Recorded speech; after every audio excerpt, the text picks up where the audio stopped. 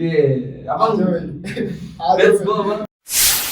देखो इंसान है तो नाशुक्र है। मुझे चीजें मिल गई इजीली और सामने पड़ी हुई, लेकिन मैंने जैसी पुलिस देखी ना, मेरा फर्स्ट रिएक्शन था मैं पलटा हूँ और मैं शांत। Alright. This is your host Sameed Ali, and I welcome you to another episode of The Missing Piece with Sameed Ali. मैंने पिछली बार जो वीडियो बनाई थी उसके अंदर मैंने पूछा था कि यार किस टॉपिक पे बात होनी चाहिए, किस टॉपिक पे बात कर सकते हैं, क्योंकि मुझे तो समझ में नहीं आ रहा था। तो उससे मैंने कमेंट्स में देखा, काफ़ी लोगों ने कमेंट्स भी किया. आई thank again everybody who commented, who viewed, who liked my video, my podcast. I thank them from the bottom of my heart. So today's podcast is based on a certain topic, लेकिन वो भी काफ़ी diversified है. इससे पहले comments के हिसाब से और लोगों के हिसाब से मुझे शेयर करना था कि how is life in Malaysia और what happens in Malaysia actually. लेकिन before I give you my views about Malaysia, what I planned is that one by one with my dear friends, with my co-host, मैं जो हूँ उनका experience पहले share करूँगा और उसके साथ अपना भी करूँगा, और फिर जब सबका हो जाएगा तो फिर जो है मैं अपना एक्सपीरियंस भी शेयर करूँगा on life on Malaysia. So for today's podcast we have my dear friend and my co-host as well, and today he's be joining us in this podcast. His name is Shoaib Kabul, and Shoaib, you can introduce yourself. Well, I think first episode अच्छा खासा introduction तो हो गई थी, जो बात है, लेकिन वही आपकी वाली बात कि ब्रो बंदा कैमरे के सामने आते ही ना बहुत ज़्यादा नर्वस हो फट जाती है. जैसे कि मैंने पहले वाले में बोला था कि कैमरे के सामने बैठ के बात करना स्टार्ट करो और फट जाती है. अकेले तो होता ही नहीं है. मेरा पिछला वाला पॉडकास्ट अकेले था, मैंने कोई 20-30 टेकें करी हैं, उसके बाद जाके सही हुआ है.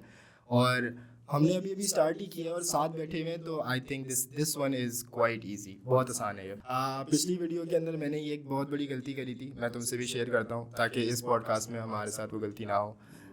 बहुत ज़्यादा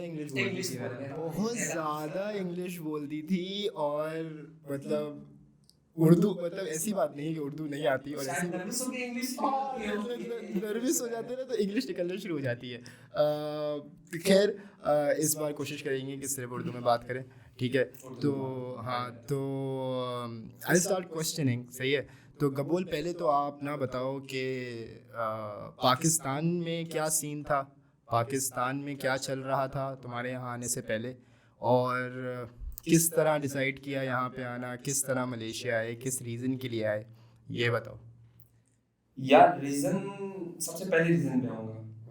द मेन थिंग वाज कि एक अलग माहौल का एक्सपोजर लेना, सबसे मेन पर्पस वही था. और प्लस वाई मलेशिया चूज किया बिकॉज ऑफ डाइवर्सिटी, कि यहाँ पे different ethnic groups are concern, ethnic groups भी हैं, और उसके साथ साथ जो है डिफरेंट कंट्रीज के लोगों का मिक्सचर, स्पेशली कोलालमपुर केएल. तो उसमें जो था कि मेन रीज़न वो रहा था. बाकी क्या चल रहा था पाकिस्तान में, तो मेरे ख्याल से वही चल रहा था जो भी चल रहा है.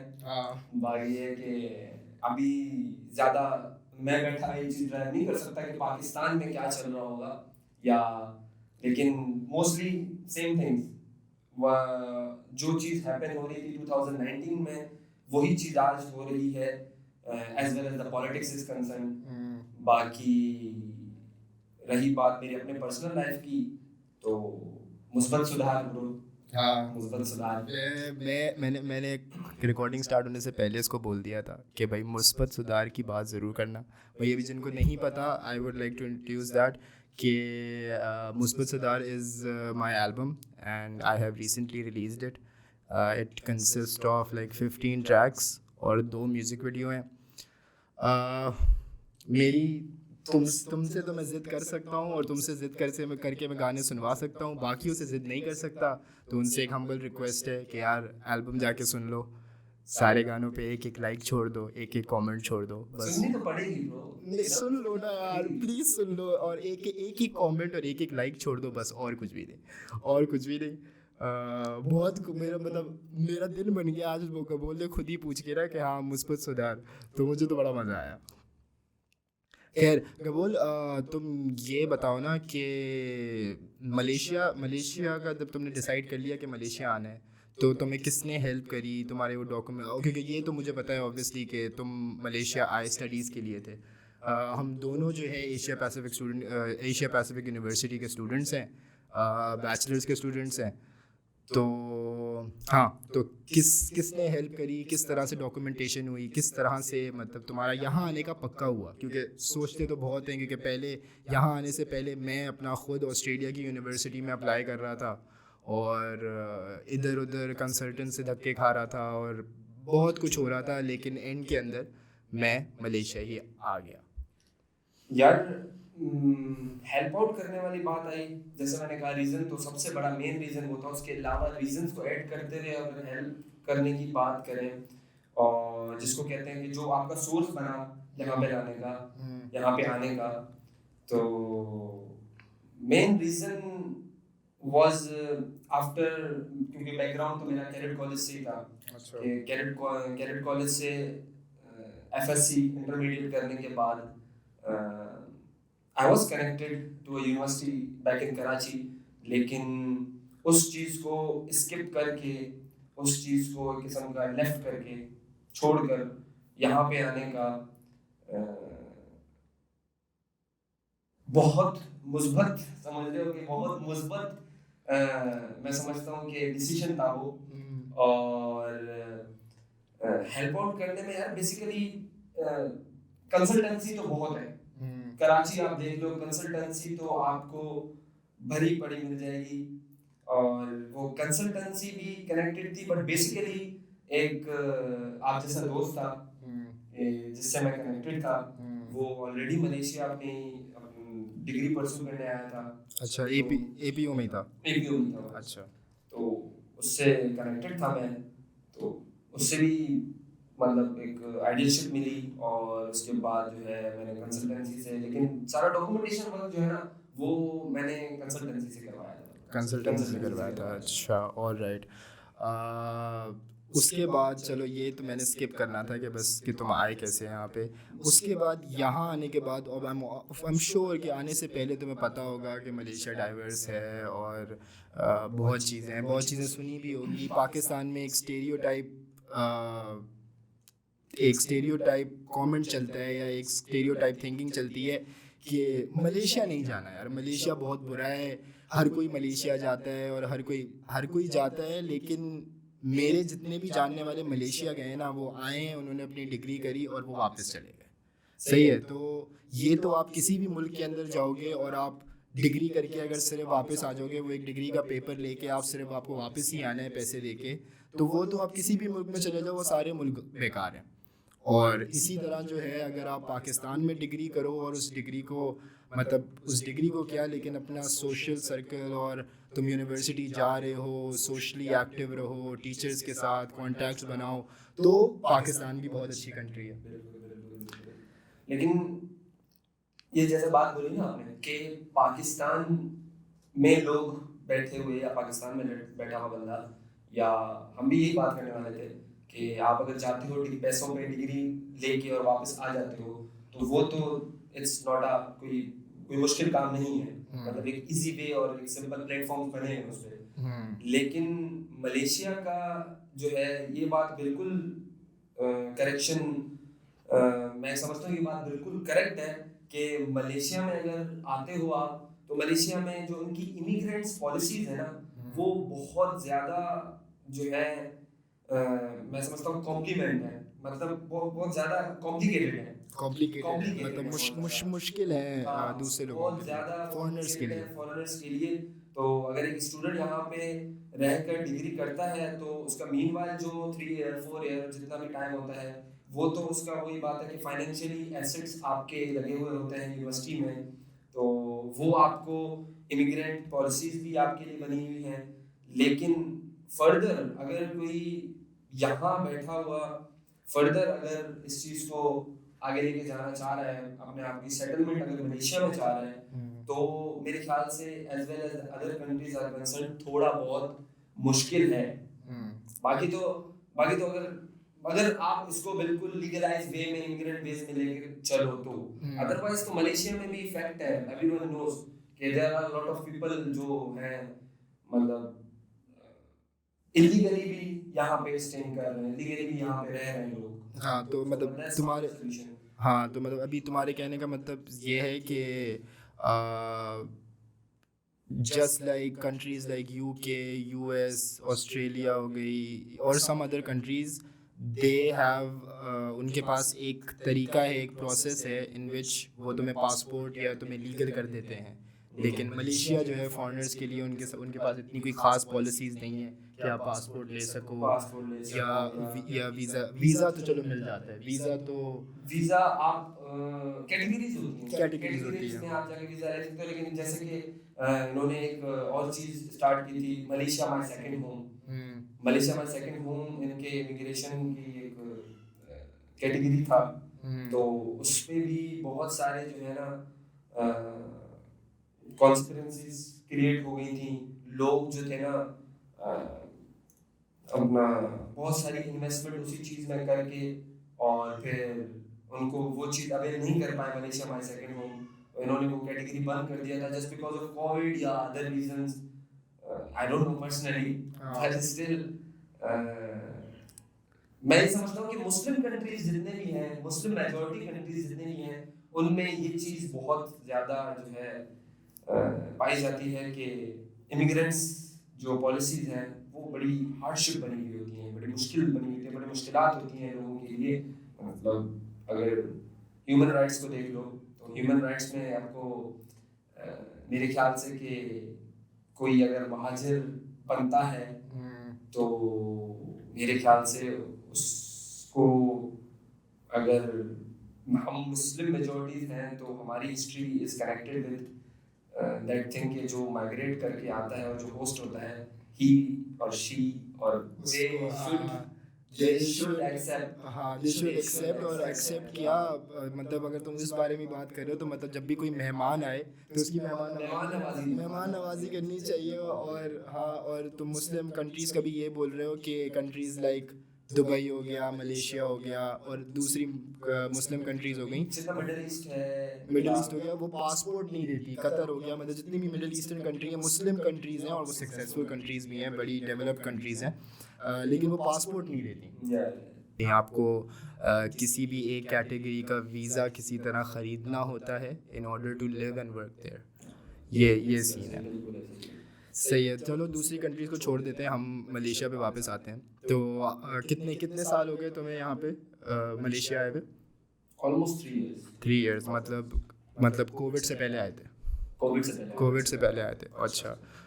कोविड भी एक बहुत बड़ा टॉपिक है। अगर कोविड यहीं पे गुजरा था, मलेशिया में गुजरा था? अच्छा, और पाकिस्तान चक्कर लगा? 2 years back। 2 years मतलब 2 साल पहले गए थे? 2 साल पहले एक चक्कर लगा था फॉर 2 मंथ के लिए, 2 महीने के लिए। उसके बाद जो है कोई चक्कर नहीं लगा। अच्छा, आई एम प्लानिंग टू।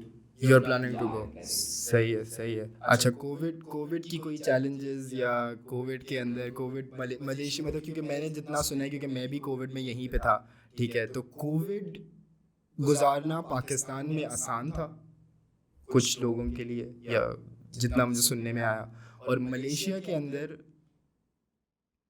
मुश्किल तो नहीं बोलूँगा मैं, लेकिन मलेशिया के अंदर था कोविड, मतलब पाकिस्तान में कोविड पता नहीं चला था लोगों को, लोग वैसे ही मानते नहीं हैं गवर्नमेंट की, थोड़ा बहुत टाइम पीरियड बहुत कम था। हाँ, अगर आप रूरल एरिया में चले जाओ, पाकिस्तान की मोस्टली पॉपुलेशन जो है वो गांव देहात के रहने वाली है। शहरों की आबादी है, लेकिन शहरों की आबादी कम है, मेजॉरिटी की बात मेजॉरिटी जो है वो गांव देहात के रहने वाली है। तो पाकिस्तान में बहुत कम टाइम पीरियड था कि जिसमें जो है गवर्नमेंट ने जो है एसओपीज के लिए बहुत सारी पॉलिसीज बनाई थी, लेकिन वो बहुत शॉर्ट टाइम तक रही थी, कोई लॉन्ग टाइम तक नहीं रही थी। जैसे मलेशिया में ऑलमोस्ट मैं समझता हूँ कि 1.5 ईयर ऐसा था हाँ कि जिसमें पूरा। विद इन मतलब विद थोड़े थोड़े गैप के साथ, थोड़ी थोड़ी गैप के बाद जो है ना वो फुली लॉकडाउन लग जाता था, और जितने भी बिजनेसेस हैं वो shut down and traffic shut down, ये सब चीज़ें बंद हो जाती थी। और बहुत बिल्कुल। सारी इम्प्लीमेंटेशन हुई मास्क। हाँ बिल्कुल, मास्क तो यहाँ पे खमा खाई का एक क्या मैं बोलते तो हैं। शुक्र अदा करता हूँ मास्क खत्म हो गया। हाँ अब मास्क खत्म हो गया, और तुम सही बोल रहे हो कि 1.3 इयर्स मतलब 1.5 साल के अंदर सिर्फ कुछ 2-3 महीने हुए होंगे जिसके अंदर इन लोगों ने, मलेशियंस ने सब कुछ खोल दिया था कि शॉप्स वगैरह खुल रही थी और आप बाहर जा सकते थे। लेकिन उसके अलावा इस तरह का लॉकडाउन था कि 2 बंदे भी गाड़ी में नहीं हो नहीं सकते, हो सकता नहीं हो था, सकते थे, और खमा खाई का स्ट्रिक्ट किया हुआ था। और बहुत हद तक जब कोविड ख़त्म हो गया था पूरी दुनिया में से, मतलब मुझे याद है कि पाकिस्तान के अंदर सब कुछ खुल गया था, यूनिवर्सिटीज़ वगैरह सब चलने लग गई थी, और तब भी यहाँ पे जो दूसरे मतलब जो शॉपकीपर्स हैं या जो पब्लिक है ना यहाँ की, वो मास्क के ऊपर इस तरह से रिएक्ट कर रही थी कि मास्क नहीं है तो बंदे को मतलब हाँ कोई गुनाह कर दिया, गुनाह कर दिया कि मास्क नहीं पहना हुआ। हाँ कोई गुनाह कर दिया। इवन आज भी अगर कॉर्पोरेट सेक्टर्स की बात करो और वर्क प्लेसेस की बात करो ना, तो आज भी वहाँ पे इस चीज़ पे जोर दिया जाता है कि आप मास्क पहनो। हाँ मलेशिया के अंदर की कंपनीज की बात कर रहे हो, हाँ कंपनीज की बिल्कुल। इवन अगर कोई किसी के अपने शॉप भी होता है ना, तो इसमें किसी को शॉप पे एज अ रिटेलर रखा हुआ भी होता है ना, तो उस रिटेलर को वो फोर्स करता है कि आप मास्क पहनो। बेशक क्या। कस्टमर्स नहीं पहन रहे हैं, बाहर तो उन्होंने लॉ खत्म कर दिया है, लेकिन स्टिल या तो लोगों की अपनी प्राइवेट सोच की वजह से कि उनको कुछ ज़्यादा ही कोविड का डर है, हाँ या फिर आप तुम्हारी वाली बात कि आज से 1 साल पहले की बात बोली थी, मुझे अभी तक याद है कि या तो लोग इतने इनसिक्योर हैं, जो खुदा ने फेस बनाया है उससे इतने इनसिक्योर हैं कि वो मास्क पहनना शुरू कर देते हैं। जो बात है इस पे मुझे एक बात याद आई कि मैंने इस पिछले पॉडकास्ट में बताया, I don't want to be racist on that, लेकिन यहाँ पे तुमने नोटिस किया होगा कि मोस्टली आफ्टर कोविड जो चाइनीज़ अवाम है ना, जो चाइनीज़ अवाम है उनके मास्क नहीं उतर रहे, सही है, और अगर वो किसी को मास्क ना पहने भी दिखते हैं ना तो उसको जज करते हैं, और उस बंदे से इनसिक्योर होते हैं, उस बंदे से दूर होने लग जाते हैं।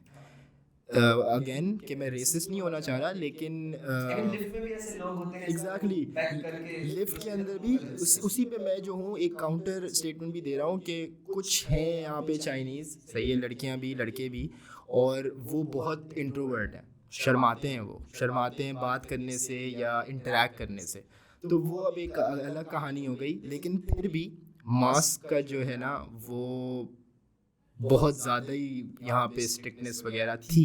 अब खत्म हो, मैंने तो कभी भी नहीं पहना, हमने पहना है कभी, हमने यार बड़ा मुश्किल था मास्क पहनना, मेरे लिए बहुत मुश्किल मेरे लिए भी बहुत मुश्किल था, कौन कौन मास्क क्यों करके कौन मास्क पहन के घूम सकता बहुत मुश्किल था, है। खैर, सांस ही नहीं आ रही थी, सांस ही नहीं आ रही होती थी, जो बात है। अच्छा, तो मैं ये पूछना चाह रहा था कि उस तुमने बड़ा अच्छा किया। हाँ उस दिन के बाद, मतलब the day you came to Malaysia, जिस दिन तुम मलेशिया आए हो, उस दिन से लेके आज तक क्या ऐसी चीज़ें मलेशिया की है, मैं चाह रहा हूँ कि तुम मतलब हमारी ऑडियंस के लिए जो है ना मलेशिया को थोड़ा सा हाईलाइट करो अपनी आँखों से, कि कैसे, पहले तो इस तरीके से हाईलाइट करो कि पॉजिटिव क्या है, कि उस दिन से लेके अभी तक मलेशिया ने तुम पे क्या ऐसा रुझान डाला जो तुम्हें अच्छा लगता है, और तुम कहते हो कि हाँ मलेशिया आने की वजह से मैं ये चीज़ सीखा हूँ, या ये चीज़ें मेरी अच्छी हुई हैं, समथिंग लाइक दैट। यार ग्रोथ और ग्रूमिंग वो तो होती रहेगी और हुई भी है, मुस्बत सुधार जो है जो वो बात आपके है। अंदर भी आई है, मेरे अंदर भी आई है, बाकी भी जितने भी दुनिया में लोग हैं हर किसी के अंदर आती है। तो मैं जो पर्सनली जो अच्छी अच्छी मैं अच्छी चीज़ों पे फिलहाल बात करूँगा, बाकी बहुत सारी ऐसी चीज़ें हैं इंसान को बहुत मलेशिया से भी वो कहते हैं ना कि शिकायत है। हाँ यहाँ बिल्कुल। की भी बहुत सारे ऐसे पॉलिसी से या यहाँ की ऐसे बहुत सारी ऐसी रिवायात हैं जिनसे बंदे को शिकायत होती हैं, इंसान को भी भाई। तो उसमें देखो इंसान इंसान है तो नाशुक्रा, ठीक है। नाशुक्र होता है। जो भी हो ना, इंसान तो है नाशुक्रा। वो पाकिस्तान में रह रहा हो, मलेशिया में रह रहा हो, यूके में रह रहा हो, वो जहाँ रह रहा होगा उसकी तो बुराई वो ज़रूर करेगा कि ये लोग ऐसे हैं, ये लोग ऐसे लेकिन हैं। मुस्बत बातें करें तो देसी जो है ना, जिसको देसी कल्चर भी आपको मलेशिया में मिल जाता मिल है, जाता है। बिल्कुल और आपको वेस्टर्न तो यहाँ पे भरा पड़ा है, भरा पड़ा है। वेस्टर्न तो यहाँ पे भरा पड़ा है। तो वेस्टर्न और देसी का मिक्सचर होना यहाँ पे, मतलब हमारे जितने भी सब कॉन्टिनेंट की कंट्रीज हैं उन सब के कल्चरों का मिक्सचर यहाँ पे मौजूद है। और प्लस जो वेस्टर्न कंट्रीज हैं, यूरोपियन कंट्रीज हैं, उन सब का कल्चर यहाँ पे मौजूद। तो मुझे जो पर्सनली जो जो चीज़ यहाँ पे मतलब कायल करती है ना, मायल करती है यहाँ पे रहने के लिए, तो वो यही चीज़ है कि अदर देन माई स्टडीज़, कि यहाँ पे जो है ना मैं कल कल्चर जो डाइवर्सिटी है ना उसकी वजह से मेन पर्पसली यहाँ पे जो है ना बहुत मतलब अच्छा लगता है, बहुत ज़्यादा अच्छा लगता है। चलो सही बोल रहे हो तुम। डाइवर्सिटी की वजह से जो है Malaysia can be stated as a very good country. और एक बहुत बड़ी चीज़ है कि हालात हालात के, क्योंकि मैंने इतनी सारा कंट्रीज़ जो है ना वो ट्रैवल नहीं करी, सही है। और हालात के हिसाब से जो है ना, अगर आप सिर्फ पाकिस्तान और मलेशिया को कंपेयर करो ना, तो ज़मीन आसमान का फ़र्क है। मतलब मेरे हिसाब से अगर आप पाकिस्तान के अंदर हो तो एक स्टूडेंट को, एक नॉर्मल लड़के को बहुत अजीब अजीब सी मुश्किलें होती हैं, even if you want to do anything. मतलब मैं सिर्फ पॉडकास्ट की बात कर लेता हूँ कि if anyone starts to want to start a podcast, right, तो पाकिस्तान के अंदर इतना मतलब equipment is not available. Equipment इतने आराम से आपको नहीं मिलता, ईज़ी एक्सेसिबल नहीं है। अगर किसी को बहुत शौक़ है और उसको चाहिए तो उसको बाहर से मंगवाना पड़ता है, जो उसको बहुत महंगा पड़ता है, सही है। मलेशिया के अंदर यहाँ पे मेरा तो कोई वो नहीं है, बैकग्राउंड नहीं है कि मुझे कोई पॉडकास्ट बनाना आता था या मुझे शौक़ था या कुछ ऐसा सीन। मुझे जब बनाने का एक मैंने मोटो बनाया कि मुझे बनाना है अब पॉडकास्ट, तो मुझे चीज़ें मिल गई इजीली और सामने पड़ी हुई हैं चीज़ें। मतलब इतनी कोई नहीं, लेकिन चीज़ें मिल गई वो करने के लिए। दूसरा, पाकिस्तान के अंदर जो है, जैसे मैं एक बंदे ने पॉडकास्ट बनाने का सोचा, अब वहाँ पे लाइट, पानी, इस चीज़ के मसले ख़त्म हों तो वो और क्रिएटिव हो और दूसरी चीज़ों पे जाए ना। यहाँ पे अकेले रह के भी कभी पानी का मसला नहीं, कभी लाइट का मसला नहीं, कभी किसी चीज़ का चोरी होने का, या कभी ऐसा मसला नहीं है कि यार कुछ अच्छा भी कर रहे होंगे तो कोई आके तंग कर लेगा। जब पता है कि एक चीज़ लीगल है, एक चीज़ सही है और हम करते हैं, तो यहाँ पे जो है कोई रोकने वाला नहीं है। और मेरे हिसाब से तो मोटिवेट करने वाले ज़्यादा मिल जाते हैं। और इवन ये है कि जिसको आप कह सकते हो कि सस्ती लग्जरीज है, सस्ती लग्जरीज है, हाँ बहुत, बहुत हाँ सस्ती लग्जरीज है। बाकी है कि रोकने वाला तो बहुत सारी चीज़ों पे रोकने के लिए हाँ अपना मौजूद है यहाँ पे। इवन इन कोविड में ही तुम तो जानते होगे कि एक देयर वाज अ पार्टी। अच्छा, यू गोइंग देयर, सही है। हाँ तो एक अभी रिसेंटली कोविड के कुछ एसओपीज के ऊपर से जो है ना वो इम्प्लीमेंटेशन हट गई थी और जो है रिलैक्सेशन मिल गया था बहुत सारे एसओपीज पे। तो कोविड के बाद फिर जैसे ऑर्गेनाइज किया, क्योंकि हमें नाइट लाइफ तो देख सकते हो, नाइट लाइफ तो है, क्लबिंग और कह सकते हो कि ऑर्गेनाइज्ड रिजॉर्ट पार्टीज, और आप कह सकते हो कि मतलब ये आइलैंड्स की दुनिया है यहाँ पे, आइलैंड्स की बिल्कुल। दुनिया है और वहाँ पे बीचेस में इवेंट्स, पार्टीज। सो इस तरह का एक वाकया वाकया एक हुआ था हाँ कि it was 6th of December, सही। 6 दिसंबर को। एंड 2021 6 दिसंबर 2021, मुझे अभी तक डेट भी याद है, क्यों याद नहीं होगा भाई, बिल्कुल क्यों नहीं याद होगा। और उसमें भी एक ऐसी पार्टी ऑर्गेनाइज हुआ था कि भाई पूल पार्टी के नाम से, के पूल पार्टी के नाम से वाइट थीम में, और मैं भी बड़ा उस दिन वाइट जैकेट पहन के, हम लोग साथ ही यहाँ से साथ ही थे, हाँ मतलब वो इस तरह की ऑर्गेनाइज पार्टी थी कि उसके पासेस बिके थे, उसका प्रॉपर थीम था, उसकी इंट्रो मूवी थी, उसकी प्रमोशन और मार्केटिंग हुई थी सोशल मीडिया पे कि टिकट्स बेचना और ये वो, और हमने कुछ, और मैंने ही देख के मैंने ज़िद करी थी कि आज सब चलते हैं, और जितने भी मेरे दोस्त हैं मैंने सबकी टिकट भी ली और सबको लेके भी गया था। सही है, कितने की टिकट थी? या 200 या 150, 150 की। मुझे प्राइस याद नहीं। प्राइस मुझे भी याद, हाँ मुझे प्राइस भी याद नहीं, लेकिन हाँ इतनी थी, 80 ईच थी। और हाँ अब आगे तुम बताओ।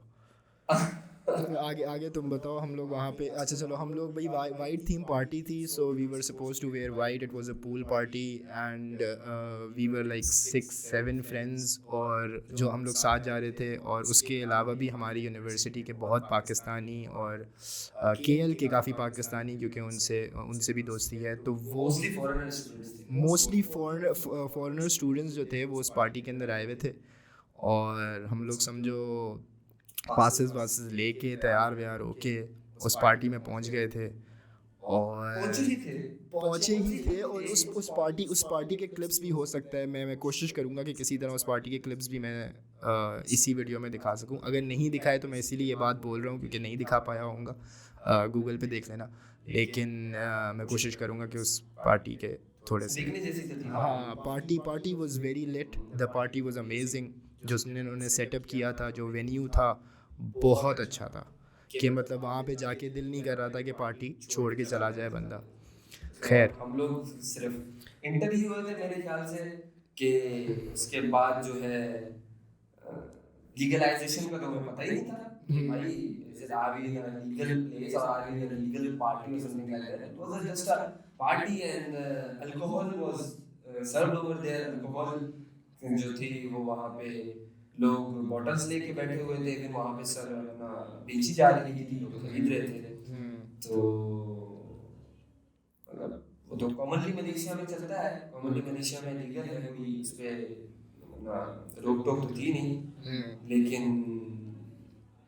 क्या चाह रहे, मैं अपना पर्सनल एक्सपीरियंस बताऊं, मैं वहाँ बैठा था और मैं क्या कर रहा था, या फिर ओवरऑल पार्टी का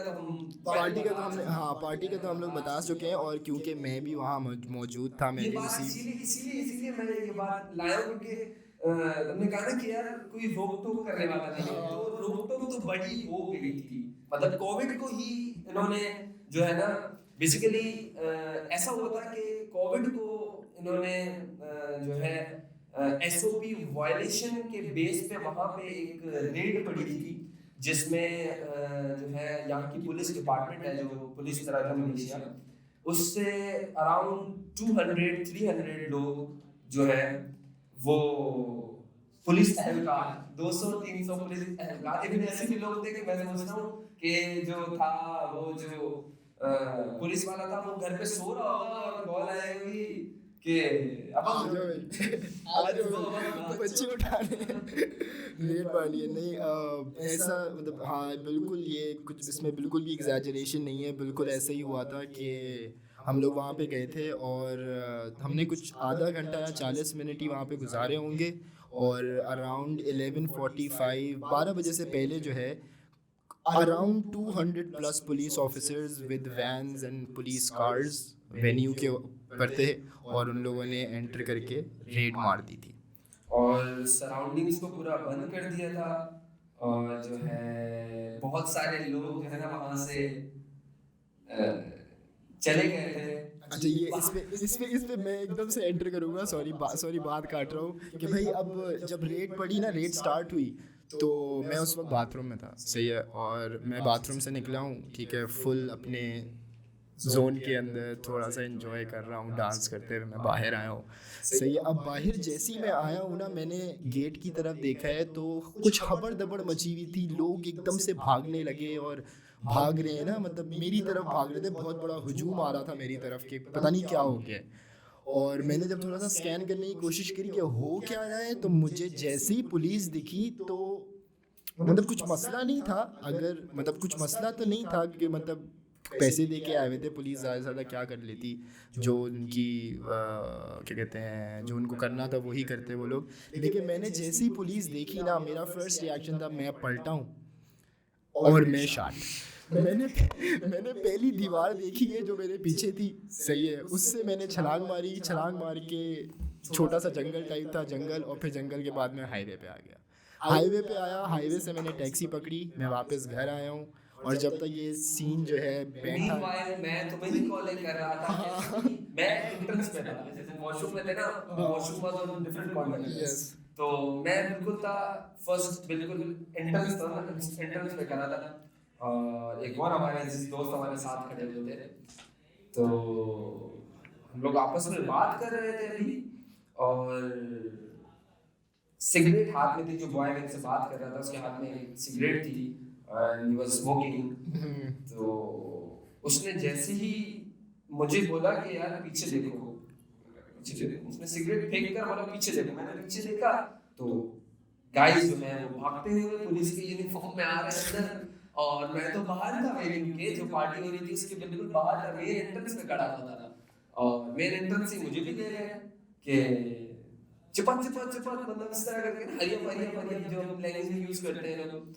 तो कह रहे थे कि कम इनसाइड, मीनवाइल मैंने तुम्हें कॉलर ट्राई की, तो लेकिन तुम्हारा नंबर जो है वो बंद जा रहा था।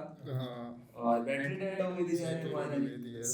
तो उसके बाद जो है सबको बिठा दिया, और जितने भी लोकल लोग वहाँ पे थे, यहाँ पे बड़ी एक इनजस्टिस काइंड ऑफ मैं समझता हूँ एक्ट किया है अथॉरिटीज की तरफ से, कि जितने भी फॉरेनर स्टूडेंट्स थे वो उन सबको वहीं बिठा दिया गया।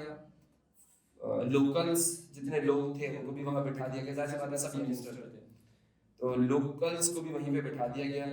और लोकल्स को बारी बारी बुलाकर उनको कोई फाइन या समन जिसको बोलते हैं, जो कंपाउंड उन्होंने अपना कुछ फॉर्म्स, या मैंने वो पर्सनली नहीं देखे, लेकिन बाद में ये चीज़ें पता चली कि वो लोग सिर्फ फाइन हुए थे, और बाकी जितने भी स्टूडेंट्स या फिर कोई भी बंदा वहाँ पे फॉरेनर था जिसके पास मलेशिया आईसी होल्डर नहीं था, उन सबको, अराउंड 350 लोग थे, 350 लोगों को उठाकर इन्होंने जाकर एक लॉकअप में बंद कर दिया। All the students mostly were students, but उसमें फिर ऐसी बात है और भी ज़्यादा लोग थे। तो लेकिन मोस्टली सारे स्टूडेंट्स थे, कुछ थे जिनकी अपनी जॉब थी, और सबको जाकर एक लॉकअप में बंद कर दिया। इवन सब हैरान थे कि हमारा कसूर क्या है, कि हम लोगों ने किया क्या है जो हमें इस बात पे कि this is the violation of SOP. ये वैसे मेन टॉपिक डाला था अथॉरिटीज की तरफ से, मेन जो है जिसको कहते हैं, वैसे एसओपी वायलेशन जो थी वो कोई सेक्शन लॉ तो नहीं था, वो अभी भी आज भी आप किसी कंट्री में जाओ तो कोई मास्क पहनने का या गैदरिंग नहीं करने का उस वक्त कोई ऐसा जो है ना अपना सेक्शन लॉ नहीं है, लेकिन उस वक्त इन्होंने ये लॉ इम्प्लीमेंट किया हुआ था। और जो है उस पे भी मेरे ख्याल से लीनियंसी आ गई थी। वो टाइम कुछ याद है तुम्हें कि शॉप्स किस टाइम बंद हो गई थी, किस टाइम पब्लिक गैदरिंग्स मेरे ख्याल से अलाउ हो गई थी, बार्स वर ओपन अलाउ हो गई थी। और मैं थोड़ा सा एंड का वेट कर रहा था, लेकिन अभी मतलब मैं अभी बोलना चाहूँगा कि जो भी था लॉ दर्ज कर दिया था, लॉ था इनका एसओपी का, वट एवर, लेकिन इतना ज़्यादा स्टेज्ड वो इन्वायरमेंट था, और इतना ज़्यादा स्टेज्ड वो रेड थी, वो रेड इतनी स्टेज थी कि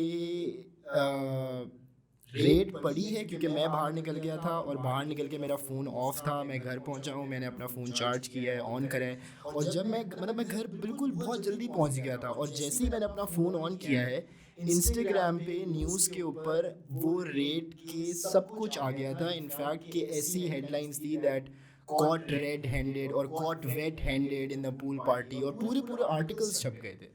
तो मतलब स्टेज तो थी, उनको पहले से ही पता था कि यहाँ पे हो रहा है और यहाँ पे इतने बजे जो है रेड मारनी है। बिल्कुल पता था, बिल्कुल पता था। 5 दिन बाद जब 5 दिन रखे गए थे, हम्म। 5 दिन लॉकअप में रखा गया था, जिनमें मैं भी शामिल था। हम्म। तो 5 दिन अंदर रखा गया था, और उसके बाद जब बेल आउट हुए सब, तो वहाँ पे जो लॉयर्स आए हुए थे, तो उन लॉयर्स से जब मैं बात कर रहा था, तो one of them was like के bro why you didn't ask me, because मैं उस लॉयर को पहले से ही जानता था, मैं उसको जानता था, तो इसीलिए मैंने उससे जाके वहाँ पे बात कर रहा था। तो वो मुझे कह रहा था why didn't ask me before, I was aware about that raid, I was aware about that party, you should tell me before going to a party। मैंने बोला, तो मेरा फौरन जवाब ये दिया कि मुझे क्या पता, मैं हर कोई एक्ट करने से पहले आपको कॉल करूं कि मैं यहाँ पे पार्टी पे जाऊं या नहीं, या मैं इस दावत पे जाऊं या नहीं, या मैं इस कमर्शियल जगह में जाऊं या नहीं। ये सब बातें मुझे उस लॉयर से आपसे पूछनी चाहिए थी। खैर वो अपनी तरफ से बेचारा एक बात कर रहा था, लेकिन कहने का मकसद है कि एक लॉयर को भी पहले से ही पता था कि ये पार्टी जो है यहाँ पे रेड होने वाली है, और इन सबको अपना अरेस्ट करने वाले हैं, और बहुत सारी चीजें हुई, नारकोटिक्स की टीम आई, even they check urine test उन्होंने लिया, सबका सबका तो नहीं बट लिमिटेड, मैं था उनमें शामिल जिनका यूरिन टेस्ट लिया था। तो यूरिन टेस्ट लेकर उसके बाद जब नेगेटिव आया ऑब्वियस, तो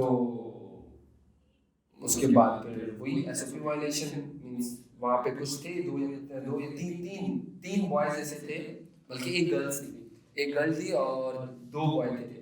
तो उन तीनों का जो था वो पॉजिटिव आ गया था, उनको उठा के वो बिल्कुल एक अलग सेक्शन में ले गए, और जो था हम लोग जो थे उनको हमें जो है उन्होंने जिंदा पुलिस स्टेशन में वहाँ पे लेके गए थे। तो बहरहाल कहने का मकसद ये है कि फॉरेनर्स को आपने अंदर डाला, और जितने भी लोकल आपके लोग थे उनको आपने समन दे दिया। और मैं तो ये कहूँगा कि बाद में जो अथॉरिटीज थी ना, वो खुद भी परेशान हो गई थी, हमने ही गलती कर दी। अथॉरिटीज भी ये बात बोल रही होंगी कि हमने ही गलती कर दी कि इन सबको जो है ना एक साथ रखकर और चलो, कन्फाइंड कर keeping in mind all the facts कि भाई गलती कोई नहीं थी, जुर्म कोई नहीं था, एसओपी वायलेशन थी, पार्टी जिसके पास बिके थे उस पर रेड पड़ी थी। मुझे ऑडियंस को सिर्फ ये एक क्वेश्चन पूछ के उनको बताना है कि अब क्योंकि तुम वहाँ पे कितने दिन रहे थे? 4 दिन लॉकअप में थे। 4 दिन के बाद जब निकले हो तो खर्चा कितना हुआ, नोट कितना लगा, बगैर गलती के, बगैर किसी चीज़ के, और सिर्फ अथॉरिटी, गवर्नमेंट या अथॉरिटी के हाथ आने के? यार मींस क्या कह रहे हैं, bail out process? Bail out process तो नहीं, लेकिन पैसे टोटल कितने लगे तुम्हें निकलने के लिए, और मतलब कितना तुम्हें खर्च करना पड़ा सिर्फ एक मतलब बगैर किसी क्राइम के लॉकअप में जाने से निकलने के यार लिए? पर्सनली तो मैंने भी जेल से निकाल के तो नहीं लिए, लेकिन जो लोग भी अंदर थे ना इंक्लूडिंग मी, तो उनके बैक पे जो भी उनका गार्डियन था, किसी का भाई था, किसी की बहन थी, किसी के फादर थे, किसी की मदर थी, किसी के पेरेंट्स थे, मतलब जो भी उनके गार्डियन थे, उनको अप्रोच करके लोगों ने, बहुत सारे लोगों ने जो है ना वो डिमांड्स की पैसों की कि you should give us money, we are going to take out your boy, और इस तरह का मतलब एनवायरनमेंट बना। लेकिन पाकिस्तान में भी हो, मैं अगर अपनी फैमिली की बात करूं तो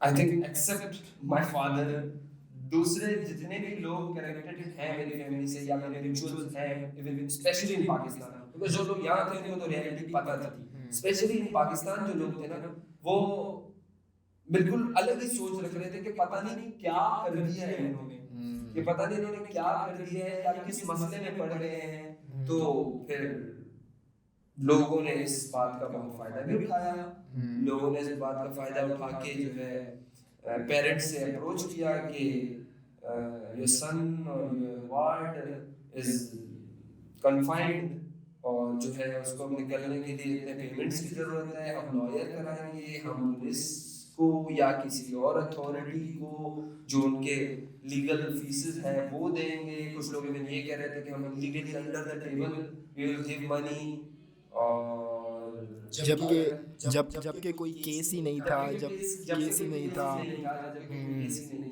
एक छोटा सा जो था एसओपी वायलेशन का चार्ज था, वो भी चार्ज उन्होंने लगा कर भी, मींस बहुत सारे ऐसे लोग हैं जिन्होंने वो चार्ज पे भी नहीं किया, लेकिन फिर भी उनके लिए मसले बन गए थे, और बिकॉज ऑफ वो छोटे चार्ज के बहुत लंबे मसले हो जाएंगे, बहुत लंबी बात हो जाएगी, लेकिन ये है कि पैसे खर्च हुए थे, हर किसी के पैसे खर्च हुए थे। अराउंड कितने लगे अप्रोक्सीमेटली, अगर मैं बोलूँ कि कितने पैसे लगे थे?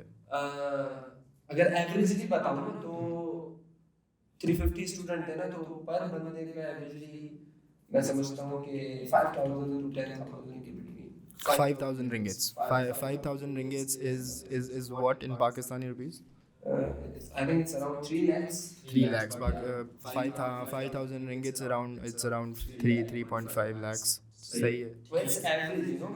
हाँ, एवरेज है। और जैसे कुछ 10,000 भी ले लिए, 20,000 भी ले लिए, कुछ 2,000 या 1,000 का जो फाइन है वो दे देंगे भी।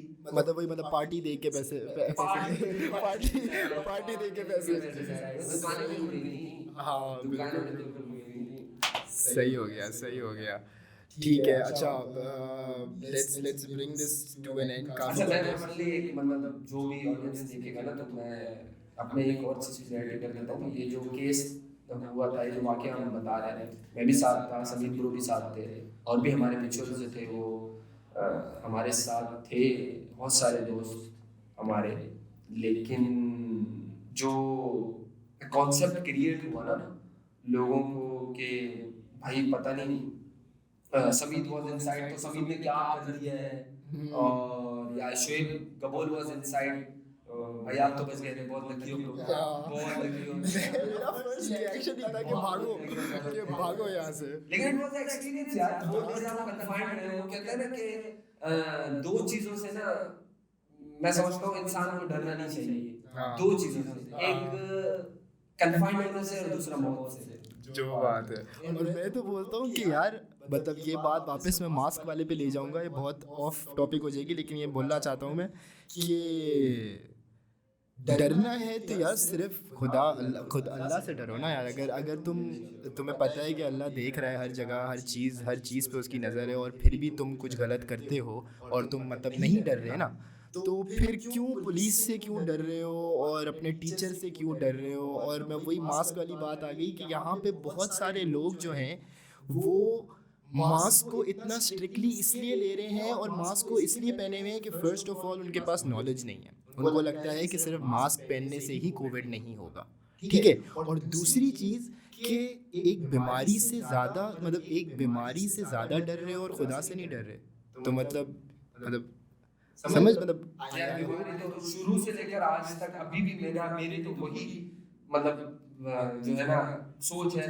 कि बीमारी तो सिर्फ एक बहाना। हाँ, हमने शुरू बिल्कुल स्टार्टिंग में मैं भी डर गया था, थोड़ा सा डर गया था, लेकिन उसके बाद तो मैंने बिल्कुल नॉर्मल रूटीन करी है। मतलब कोई मास्क वास्क नहीं पहने, मैंने तो नहीं पहने, जो सच्ची बात है, नहीं पहने। सही है, सफाई अच्छी बात है।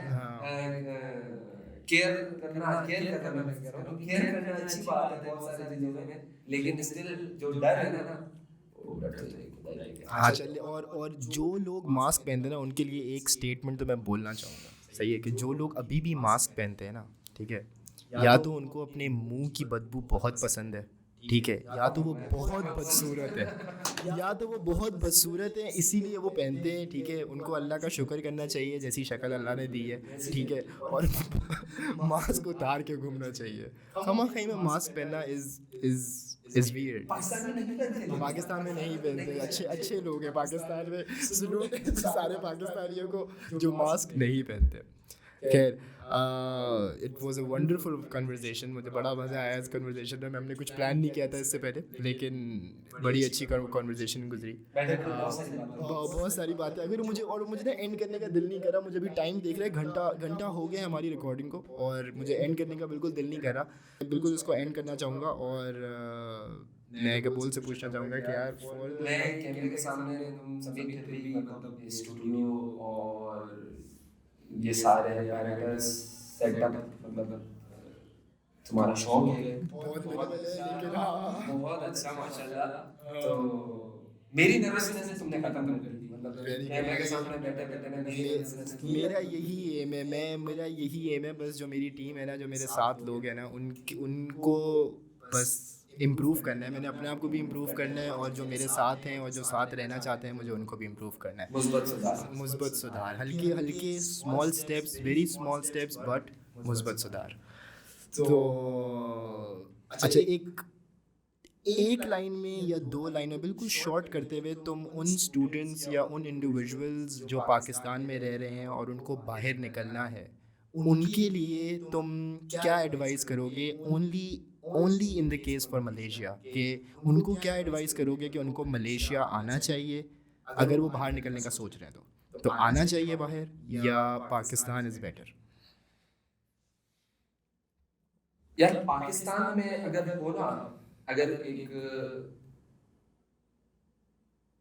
स्टूडेंट या एक शख्स जिसकी उम्र कोई 17 टू यंग 17 से ऊपर जो यूथ है, वो अगर बाहर आना चाहता है ना, तो Malaysia I will suggest Malaysia I suggest, क्योंकि पाकिस्तान से बाहर का तो बाहर है, फिर तो बाहर है बिल्कुल। तो मलेशिया अगर कोई आना चाहिए, as well as the cost is concern, financially things जो है ना वो भी बेयर कर सकते हो आप, और आप यहाँ आकर जो है एज अ यूनिवर्सिटी में इनरोल होने के बाद जो है आप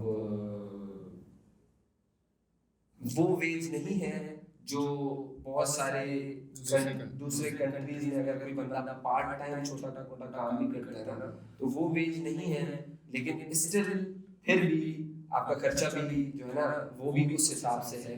तो जाहिर सी बात है, अगर फाइनेंशियली भी जो है बड़ा सूटेबल पड़ जाएगा, और आई विल सजेस्ट कि मलेशिया अगर आना है तो most welcome. I mean, you can contact us. हाँ, you can contact us. We can help you. All the links and all the contact details are down below. चाहे channel पे करो, चाहे इंस्टाग्राम पे करो, कहीं भी करो. I will make sure that we reply you and we help you out if you're planning to move out of Pakistan and come to Malaysia. मैं भी बड़ा एक्टिव हो रहा हूँ इंस्टाग्राम पे, मेरा भी नीचे आएगा, नीचे कहीं डाल दो। बिल्कुल, हाँ, done in the description both of our Instagrams would be there and you can check it out. अच्छा, ending question, this is the last question and then we will wrap it up. तो बोल question only, and this is a very personal question, ठीक है? But no, हाँ, डर लगेगा, लेकिन this is a personal question and I think you will be, you will easily reply to it.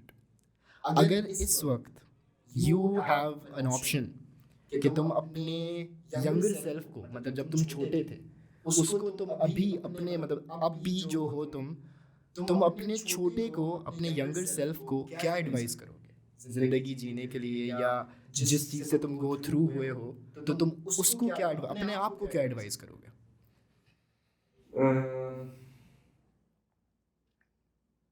यार simply just इतना कह सकता हूँ मैं कि just do whatever makes you happy. Nice. Just do whatever makes you happy, and obviously families are connected with everyone, alhamdulillah. So families भी आप बेशक साथ लेके चलो, लेकिन लेकिन लेकिन मैं एक चीज एडिशन करूंगा, the family you will make is more important in the family you came from. वाह वाह वाह, बहुत बहुत डीप बात करी यार। मैं एक बार और उसको कोट के अंदर ना मैं बोलना चाहूँगा कि when you're living your life, तो जो फैमिली तुम बनाओगे ना, that is more easier and more important than the family you already have. मतलब ऐसा नहीं कि वो बिल्कुल ही इम्पोर्टेंट नहीं है, हाँ बिल्कुल बिल्कुल इम्पोर्टेंट नहीं है, ऐसा नहीं है, लेकिन तुम्हें भी फैमिली आगे बनानी है और वो ज़्यादा इम्पोर्टेंट होनी चाहिए तुम्हारे आज लिए। जो है हम उनकी वजह पेरेंट्स हैं, बिल्कुल। और कल जो जनरेशन इंशाल्लाह आएगी उसकी वजह हम होंगे, Alright. वजह बनना चाहते हैं, बिल्कुल बनना चाहते हैं। Alright. That was ultimately beautiful. We will wrap this episode over here. I hope you guys enjoyed it. I would like to thank everyone who is viewing our videos, liking our videos, sharing our videos. A huge thank to every single one of them. All right, and we will say goodbye to Kabul. Kabul, thank you so much, bro. It was an amazing conversation with you. there are many more to come. Many more to come. True that. Many more things and many more episodes and many more content to come. Just stay tuned. Hit the subscribe button and wait for our videos. Again, I will wrap this up saying that this was the missing piece with Sameed, and this was Sameed Ali, your host. Thank you so much for watching.